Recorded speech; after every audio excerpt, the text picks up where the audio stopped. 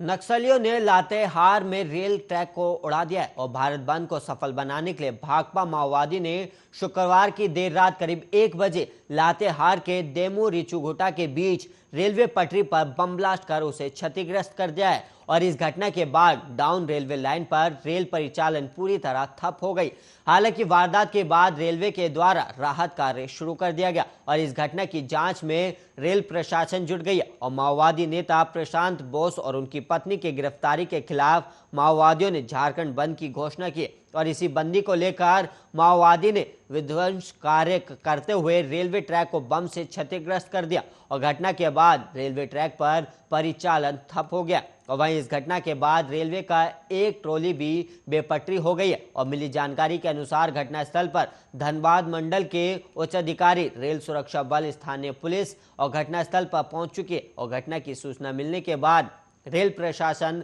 जल्द ही सक्रिय हुआ और सुरक्षा व्यवस्था का जायजा लेने के बाद रेलवे की टीम घटनास्थल की ओर रवाना हो गई और रेलवे की टीम पटरी को ठीक कराने में लगी हुई है। और वारदात के बाद स्थानीय पुलिस भी घटनास्थल पर पहुंचकर आसपास के इलाके में छापेमारी कर रही है और झारखंड पुलिस ने पिछले दिनों भाकपा माओवादी प्रशांत बोस और उनकी पत्नी को गिरफ्तार किया था और इस गिरफ्तारी के विरोध में नक्सलियों ने 20 नवंबर को भारत बंद की घोषणा की और भारत बंद को सफल बनाने के लिए ही माओवादियों ने रेलवे ट्रैक को उड़ाया है।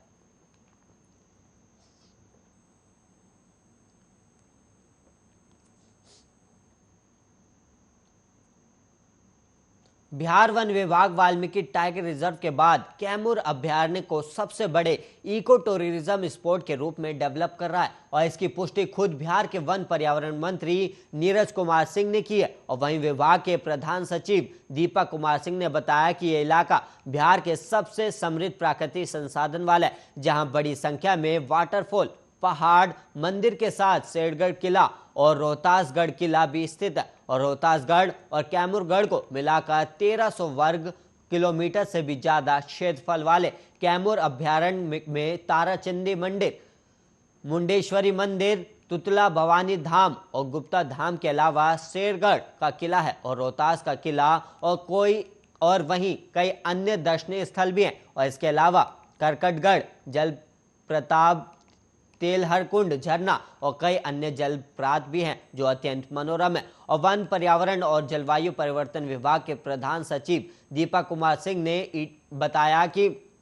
कैमूर अभयारण्य में पर्यटकों के लिए कई तरह की सुविधाएं विकसित की जा रही और वहीं तुतला भवानी मंदिर तक पहुंचने के लिए झूले का निर्माण कराया गया और इसके अलावा वहां सड़क, बिजली, पानी की व्यवस्था भी लगातार की जा रही ताकि लोग न सिर्फ आसानी से पहुंच सके बल्कि वहां प्राकृतिक और ऐतिहासिक महत्व के तमाम स्थानों का भरपूर आनंद ले सके। और दीपक कुमार सिंह ने बताया कि कैमूर वाइल्ड लाइफ सेंचुरी का सर्वे भी वन विभाग करा रहा है जिससे ये पता चल सके कि यहाँ कौन कौन से जानवर है। और उन्होंने कहा कि यहाँ टाइगर भी देखे गए, इसलिए इस बात की भी संभावना है कि इसे टाइगर रिजर्व के रूप में डेवलप किया जा सकता है। और उन्होंने कहा कि कैमूर अभयारण्य के आसपास के स्थानीय लोगों के लिए रोजगार के अवसर पैदा करने की भी कोशिश सरकार कर रही।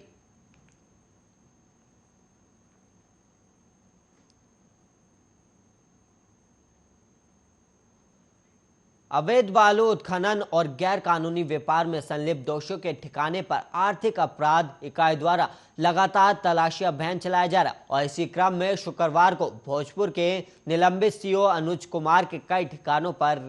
रेड पड़ी है और अभियान के दौरान उनके और उनके पत्नी के खाते में आय से अधिक संपत्ति मिली और ये संपत्ति वास्तविक आय से लगभग 52% अधिक पाई गई है। और निलंबित सीओ सोन नदी से बालू के अवैध उत्खनन के लिए काफी चर्चा में रहे और वहीं कार्रवाई में अनुज कुमार के ठिकानों से ज्वेलरी और नगद नहीं पाए जाने का मतलब है कि इन्होंने ये सभी चीजें हटा दिया है और जो कि विस्तृत अनुसंधान का विषय। और तत्कालीन सीओ अनुज कुमार की पत्नी गृहिणी जो कि पूरी तरह इनके ऊपर ही आश्रित है, लेकिन उनके बैंक खाते से काफी रकम की लेन देन आर्थिक अपराध इकाई द्वारा पाया गया। और ईओयू द्वारा शुक्रवार को सीओ अनुज कुमार के पटना के जगदेव पर स्थित आवास, नवादा स्थित पैतृक आवास और गया स्थित ससुराल में छापेमारी की गई और जांच के क्रम में पाया गया कि अनुज कुमार ने अवैध तरीके से अर्जित की गई रकम को विभिन्न लोगों के माध्यम से बैंक खाते में लेकर उसे वैध बनाने का प्रयास किया और पति और उनके बैंक खाते में लगभग 14 लाख रुपए नगद भी जमा किए गए। और तत्कालीन भोजपुर के अंचलाधिकारी अनुज कुमार साल 2011 में भोजपुर राज्य राजस्व सेवा में योगदान दे चुके हैं और अनुज कुमार अंचलाधिकारी के रूप में भोजपुर, गया, सारण और कई स्थानों पर पदस्थापित रहे हैं।